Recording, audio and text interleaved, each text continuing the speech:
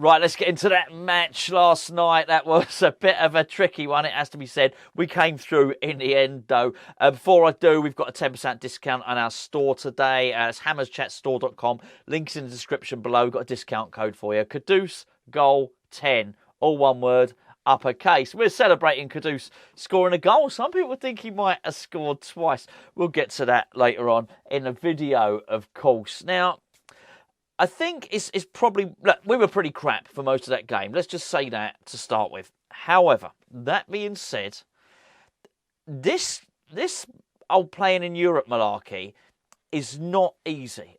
It's certainly not easy to do the whole Thursday and Sunday thing. And look, it's no difference to playing Wednesday and Saturday, but it's the 2 games a week. It's being in Europe. I've seen an awful lot of clubs either suffer with their league form because of it, or not be able to get the result that they need in Europe. And I think over the last 3 years, we've been very, very good at getting the results. And you've only got to look at the Aston Villa game. I know Liverpool won through in the end, but as I understand it, they weren't having the easiest of times. It ain't easy. So I do think that might well have been on paper, our easiest opponent. But you know what? We went a goal behind and we came through in the end. West Ham won 3-1. I mean, there's certain sort of headlines, if you like, highlights from the game. I guess the first one is James Ward Prowse, 2 assists from corners. Doesn't tell the whole story. We had a lot of corners. There's a flip side to that, which is we conceded a lot of corners, not as many as we actually had, but far more than I expected. I think if there's one thing I'm going to take from that game, it is that we rotated too much. That's as much as I can remember David Moyes rotating early on in a group phase in Europe. So then this is our 3rd year. So we've had a long time to look at it, haven't we, really, in terms of David Moyes. He's been doing it long enough. He's been with us long enough. We've been in Europe long enough now to know his habits. And I thought we lost all sort of fluency. Any sort of team cohesion was lost. There were too many. And in the end, he had to start bringing players on to try and redeem the fact that we were a goal down, basically. And you know what? I think it worked. Antonio was brought on as a replacement for Fornals, who was rusty and awful, really. Bit like my bicycle, actually. But anyway, look, it's sort of understandable. He's not involved in the first team. He keeps on getting played out wide when he does play. And today we said, go on, then you go and play in the middle. It was no good. But I just don't think there were enough first team players in there. They played like a group of strangers. He was taken off at half time. Antonio. Sorry, it wasn't quite half time. It was after half time. Sorry, the half time substitution that was made was Emerson for Cresswell. Cresswell was injured, got injured at some point during the game. He wasn't good before that, let it be said, but once he started to hobble, they really started to, Backa Topola really started to attack him and go down that side, so he had to be brought off. He was brought off at half time. The Antonio sub probably did make a bit of a difference in as much as I think it disrupted the opposition on the corners and it helped. Antonio was wasteful, really, really wasteful. He was put through once really well by Danny Ings, another time even better chance by Lucas Paquetá, and the Paquetá started shouting at him. Actually, he clearly wasn't too impressed with what he'd seen, but it was typical Antonio finishing.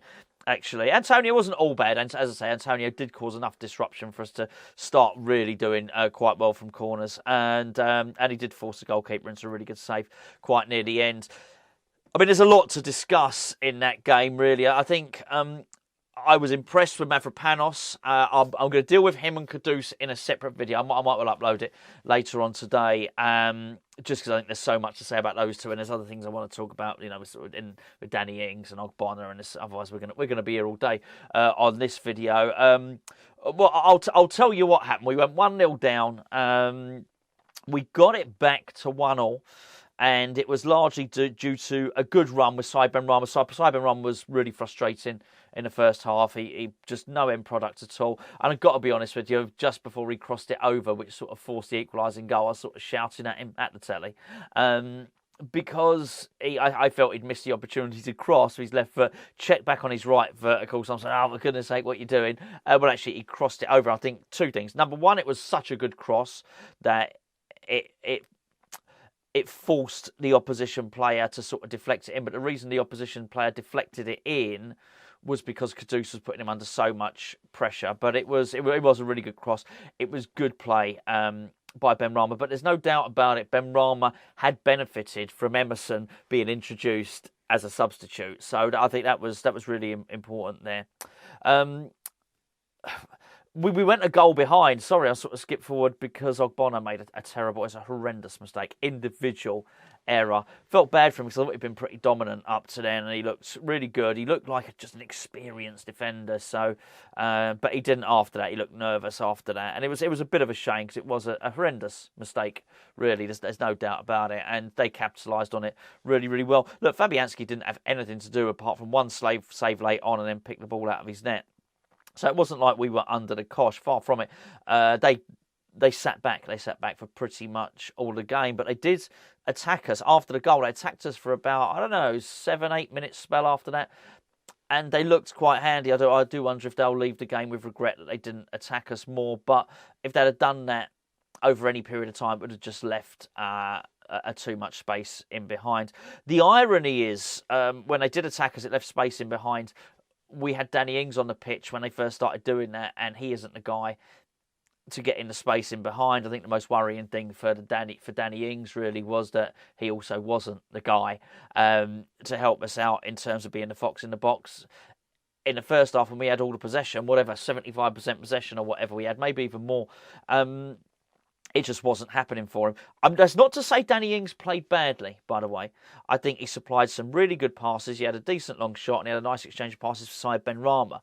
Now, that's all well and good, but what he wasn't was the finisher in the box. And I just think, well, there's probably a number of players you can pick or buy who are going to drop deep. And he dropped deep a lot, by the way. An exchange pass. It was almost like a false nine. He's not that guy. Danny Ings is just... whatever tactic we played, there were two different tactics in this game. One when they were coming at us and we needed to get back at it, and that's when Moyes played two up front. He brought Antonio on to do that. And there's another one when they were camped and, as they call it these days, playing the low block. Neither of them suited Danny Ings, but I actually thought he wasn't our worst player. Far from it. The substitution worked. Absolutely, it did. The second goal was James Ward Prowse swinging over a corner. Kudus headed it in, did really, really well. So, absolutely delighted with an accurate header, a little flick-on header. Really, really nice. I say, well, we'll talk about him and Mavropanos in more detail because we're already sort of... we try and keep these videos to about 10 minutes and we're already sort of nearly there with this one.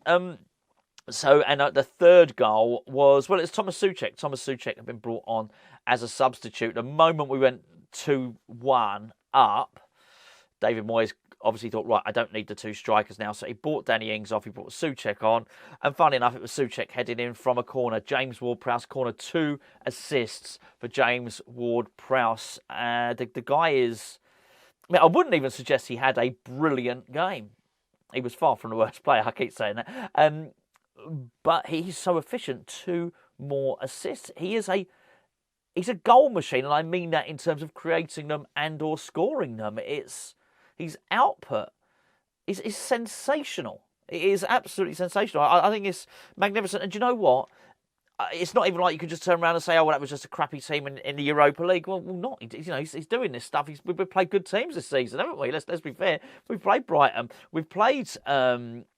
Who else have we played? Chelsea. We've played good Premier League teams this season. He just seems to keep doing it. So, really, really chuffed with what I saw from him. Tilo Kehrer, he was all right.